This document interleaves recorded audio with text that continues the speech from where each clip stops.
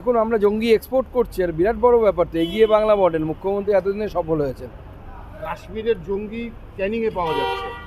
দেখুন, কাশ্মীরের জঙ্গি ক্যানিংয়ে পাওয়া যাচ্ছে, শুধু তাই নয়, পশ্চিমবঙ্গের বিভিন্ন সীমান্তবর্তী এলাকায় জঙ্গিদের সুবিধাজনক অ্যাটমসফিয়ার তৈরি করে দেওয়ার জন্য, পরিবেশ তৈরি করে দেওয়ার জন্য তৃণমূল কংগ্রেস অক্লান্ত পরিশ্রম করছে। মাননীয় মুখ্যমন্ত্রী অক্লান্ত পরিশ্রম করছে। এর আগে যখন এনআরসি হবে তখন বিরোধিতা করেছিল, তাহলে এই যে যারা অনুপ্রবেশ করছে তারা ধরা পড়তো, তখন বলেছিল আমরা কাগজে দেবো না, এমনকি গানও বাধা হয়েছিল এটা নিয়ে। না, মমতা বন্দ্যোপাধ্যায় ভারতের লাভ হবে এমন সমস্ত কিছুতে বিরোধিতা করবে, এটাই স্বাভাবিক।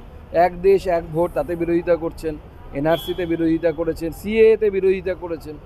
তো নতুন কিছু নয়, আমরা অভ্যস্ত হয়ে আছি। ববি হাকিম কিন্তু উল্টো বিজেপিকেই দোষ দিচ্ছে, তাদের জন্যই নাকি এই অনুপ্রবেশ হচ্ছে। এখন ববি সাহেব বরাবরই, ববি সাহেব শুধু একা নয়, তৃণমূল কংগ্রেস অন্যের ঘাড়ে দায় চাপাতে ওস্তাদ। তারা বলছে অনুপ্রবেশ হলে দায় আমাদের, সীমান্ত আমরা দেখি। 100% দায় কেন্দ্র সরকার নেবে যদি পশ্চিমবঙ্গের যেখানে যেখানে ফেন্সিং হয়নি, তার কাটা লাগেনি, সেখানে জমি দেওয়ার ব্যবস্থা রাজ্য সরকার করে নেয়। আজ থেকে প্রায় 2 বছর আগে মাননীয় গৃহমন্ত্রী নবান্নে গিয়ে মুখ্যমন্ত্রীর সাথে চা খেয়েছিলেন। চা খেয়ে বলেছিলেন যে 72টি পোস্টের জন্য বিএসএফের জন্য জায়গা দরকার। সেই জায়গা 2 বছর পার হয়ে গেছে, এখন একটা জায়গা পাওয়া যায়নি। এগুলো দিয়ে দিন, 100% দায়ী কেন্দ্র সরকার।